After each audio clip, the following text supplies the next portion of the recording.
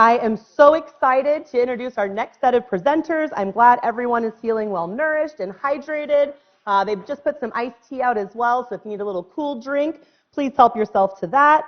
It was great to witness lots of networking during lunch, and we do invite you to mingle in the courtyard at the conclusion of programming today to continue these great conversations with our presenters, other district staff, and our community partners. So at this time, I am going to welcome back to the stage Dr. Lopresto, and I'm going to introduce Crystal Young, as many of you are very well familiar with Crystal's work. She is a nutrition education consultant at the California Department of Education Nutrition Services Division. She has a master's degree in special education and over 17 years of experience in administering and evaluating multi-agency grant programs that provide direct social, emotional, and behavioral supports and nutrition services to improve physical health and academic outcomes amongst K-12 students. And she's an absolute delight to be around. Crystal and Lynn are going to continue the conversation with a call to action. Action to make the local school wellness policy an actionable plan for wellness in your school district. How effective is your wellness policy if it just sits up on a shelf? To best support your students, a plan must be put into implement effective strategies and wellness initiatives. Crystal, welcome, and Lynn, welcome back to the stage.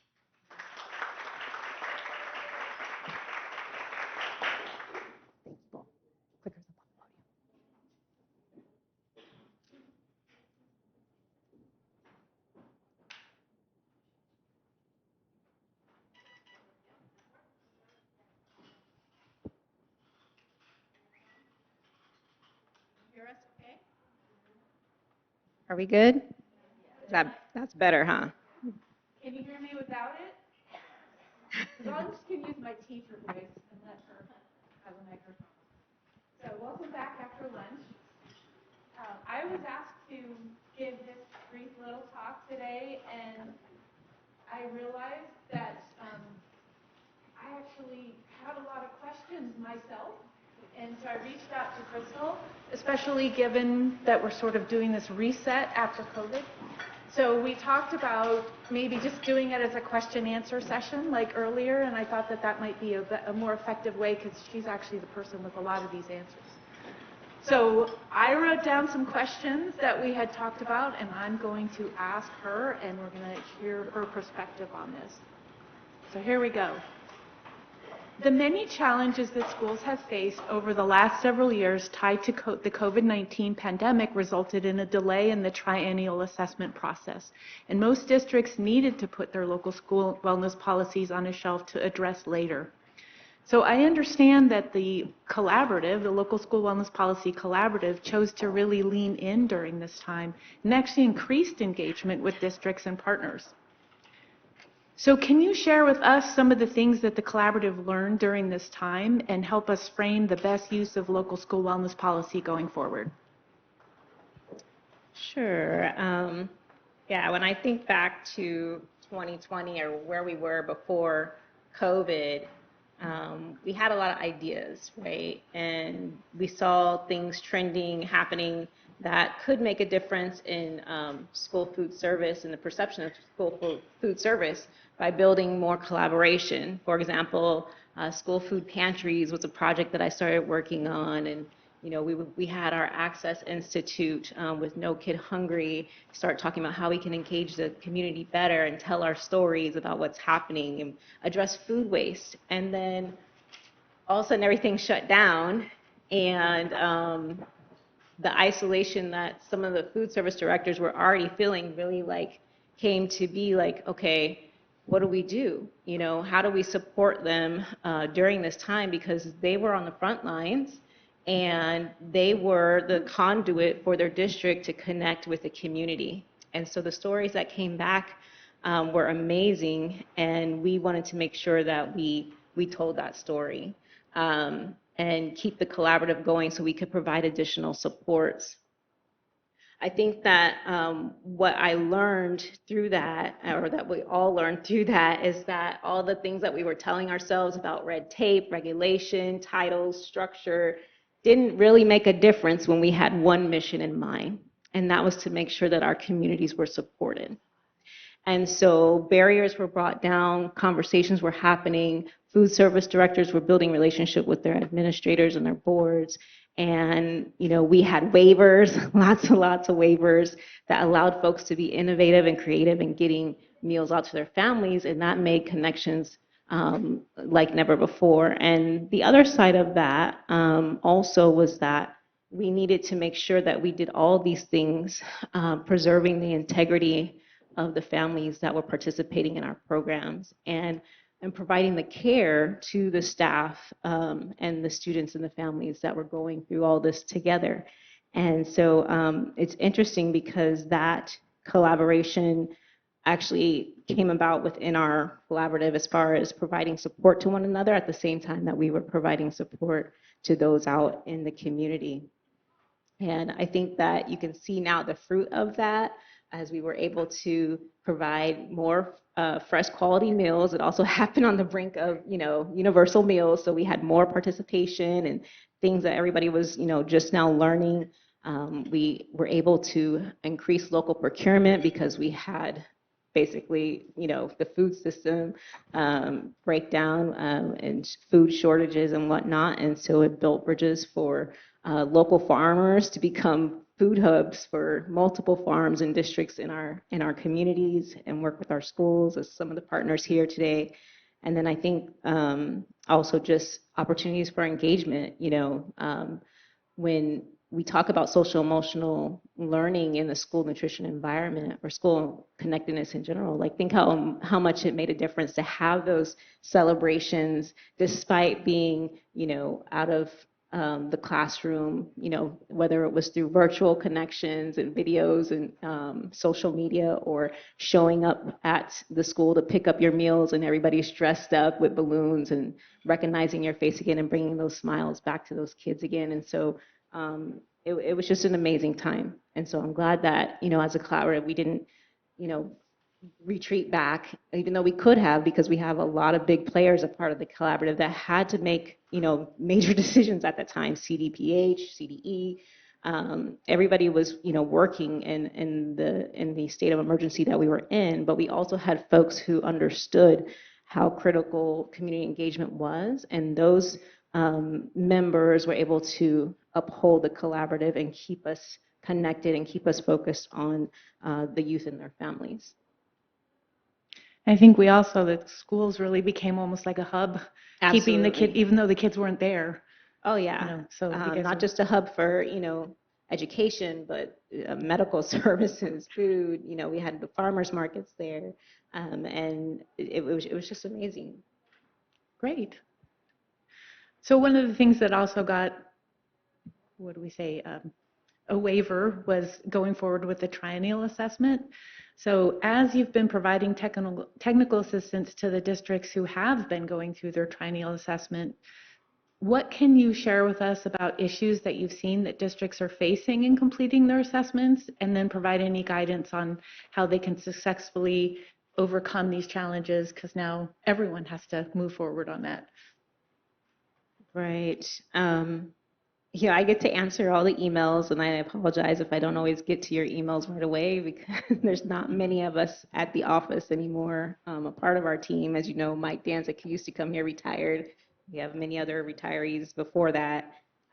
So I find myself juggling a lot. But the triennial assessment waivers were really a blessing, even though they came often at the last minute. And we had to get that information out to you all at the last minute. So for that, I apologize. But it really was a blessing because it gave us more time to really look at what are they asking of us? Because I think most folks knew it was coming but didn't really understand the process. And so with the waiver, we got to focus on what was the immediate need in the community, but also begin to prepare better what the triennial assessment would entail. So if you don't know, it was originally going to be scheduled for us to complete the triennial assessment in 2020. And then that was extended for about 3 years until this recently, June 30th, 2023. So there are no more waivers. I'm not doing any more waivers, thank goodness, for this can't say there won't be something that comes down the pipeline. But no more waivers for local school wellness policy.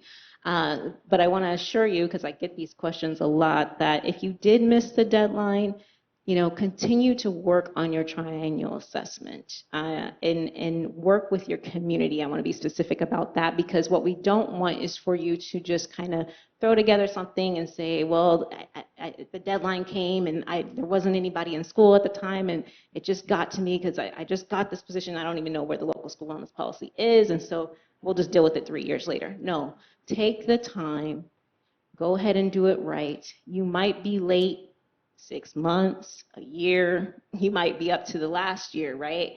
But what we're going to look at that is say you did the steps, it's a corrective action, because you didn't meet that timeline. It's not going to have a fiscal impact on your organization. However, you still have to meet that 3-year deadline for the next one. So you want to give yourself enough space to give everybody a chance to recover, right? Your next local school wellness policy triennial assessment will actually be 3 years from your first one, okay? Or the June 30th, 2023 deadline if you were coming up this year. And then when you calculate this date, you want to include the actual school year of the TA. And so that year is included in your TA results. It's not the year after, it's actually within the 3 years. So I wanted to give that kind of assurance because I get that question a lot. I also want to encourage you all, and we're going to share a little bit more about this tomorrow, but the collaborative did a lot of work on providing a triennial assessment template, and that resource is an amazing resource on our collaborative webpage. It really breaks down the responsibilities of the LEA to work together with their community to do the assessment, compare your local school wellness policy language to model policy language. Notice I say compare, not copy paste. And look at where do you want to start moving toward your goals and actions, or maybe modify your language to reflect your community's needs and opportunities. And so that process is really broken down on the page. And I also want to add that we as a CDE do not collect your local school wellness policies.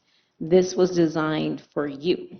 So that document is your document, although I love to see them because I like to see good stuff.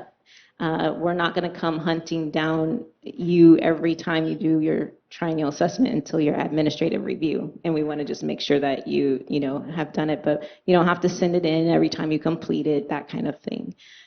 It's really about having records for yourselves to look at, are we making progress? What changes need to be made? How can we better reflect what the community is saying at our wellness committee meetings, and then go from there to make changes. I also wanted to say one of the things that we learned through COVID is that you really want to be responsive. And so the local school wellness policy should be like a living document, right? When we were going through COVID, we could all say, for the most part, right, circumstances has changed. And there was nothing that I could do to change some of your circumstances, okay? But we could walk through the circumstances together, and we could find solutions together and resources together to move and shape things so that we could get through it. I know Dr. Sedor's here, but I remember, having a call with her and hearing, that they had partnered with their food service department to provide support for their staff, and how beautiful that collaboration was. I'm sure they never thought to connect until COVID happened, right? Or as I mentioned before, partnering with the local farm to say, hey, I buy this lettuce from you, but I could see you doing this for a lot more districts. What do you think? And they said yes. And now we have one of the larger school nutrition food hubs in California, Northern California, because they didn't want that farmer's food to go to waste, because they didn't want them to be cut off from the economic cycle. And that's where you're seeing this shift, even in what the funding that Bea and Aaron shared so graciously for me. Thank you for covering all that. And that's what we're seeing is best practices, telling our story, influencing legislation, right? Influencing funding, influencing the way we do things. And so that came to mind too, is that this process is really designed for that, to say your local school wellness policy, it doesn't have to be stagnant. It doesn't have to look the same way 3 years from now or a year from now. What is happening in your community? What are your unique needs? And let it reflect that, not only your needs, but your successes. And I can't say that enough, because that's probably the biggest thing missing. I hear all these great things happening at school districts, and I'm like, your research says that you're not seeing that. But I know it's happening. So what's the disconnect? Shouldn't it be showing all the things that you have established to create these strong wellness communities and do strong, beautiful meal service and programs? Like, shouldn't that be in there? And so that's what I mean when I say being responsive and living document, that we should be able to see that progression, no matter where you start, in our local school wellness policy implementation. So, great. Thank you. That was a very thorough answer. And to sort of tie back again to these model wellness policies, so as districts are reviewing their wellness policy and creating their, say, action plan, and that action plan is to implement their wellness policy, right? We're using it for that. What is the best use of model policies like the CSBA model policy in this process going forward? And if I could throw a little added thing in there too, keeping in mind this living document and then the policy, board policy requiring sometimes almost an act of God to make a change to it. Some people have talked about administrative regulations, the link between those. So what's the best use of model policy going forward? And so that it becomes that living document, where should we be documenting some of those things that might change more quickly?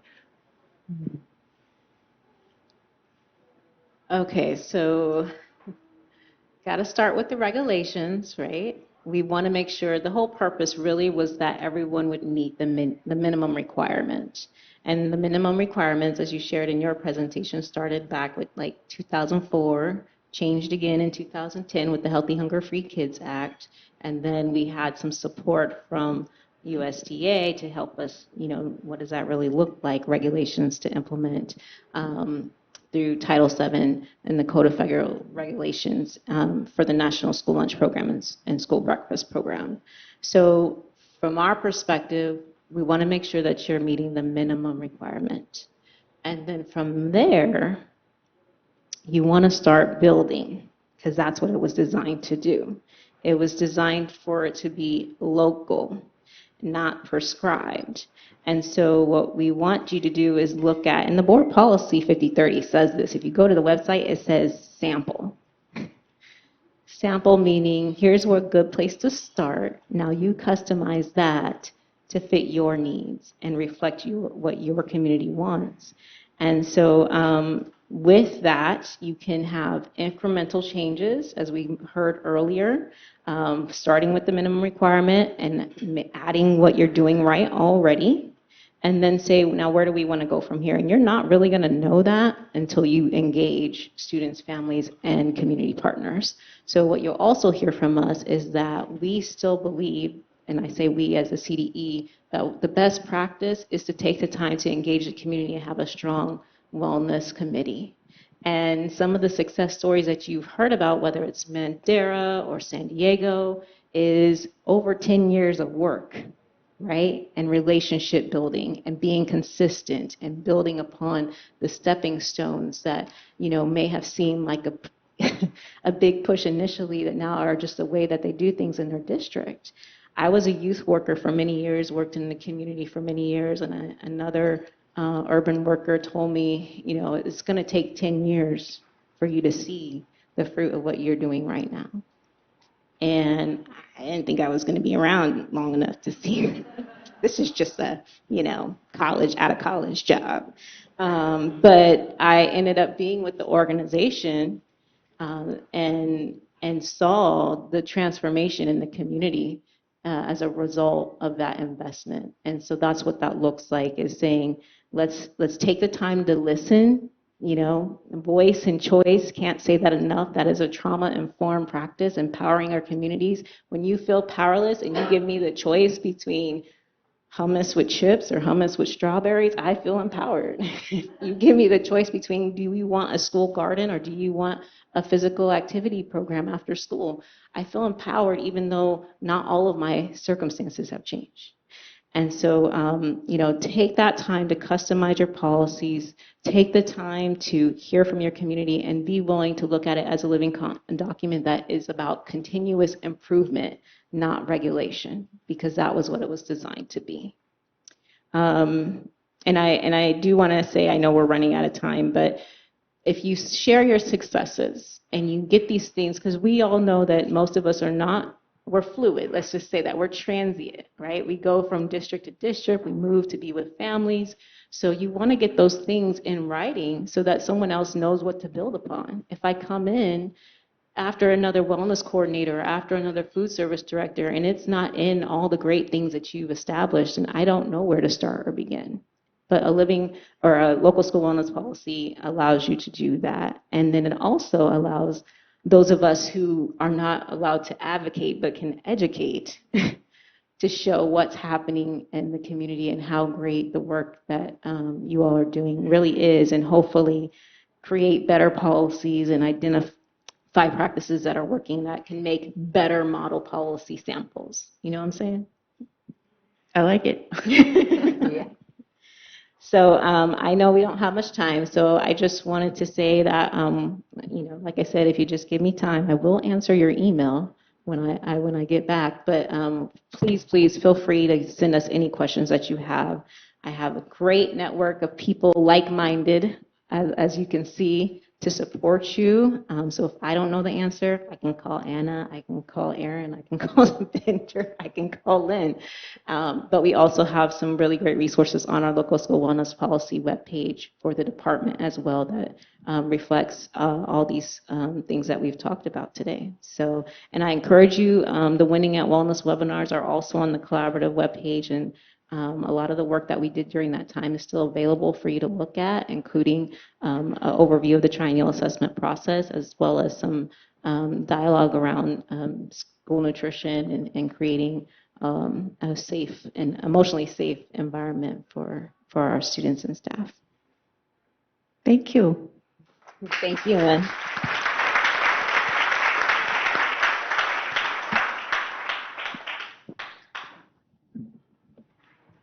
All right, thank you guys so much.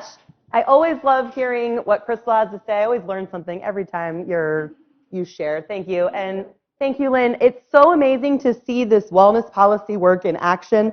I know as someone who is responsible for a local school wellness policy, it's really helpful to know what resources are available, what's working out there. And I really appreciate that it's not a copy-paste.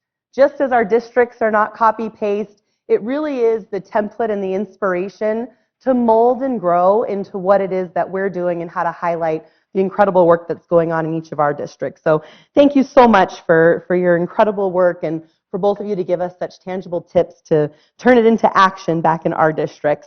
And remember to showcase your success. I think that's the other piece that I'm hearing, is that without those stories, without those pictures and images of what's happening out in the world, it's difficult to tell that story. So continue to share what's working for you so that we can continue to share that out across the state and beyond.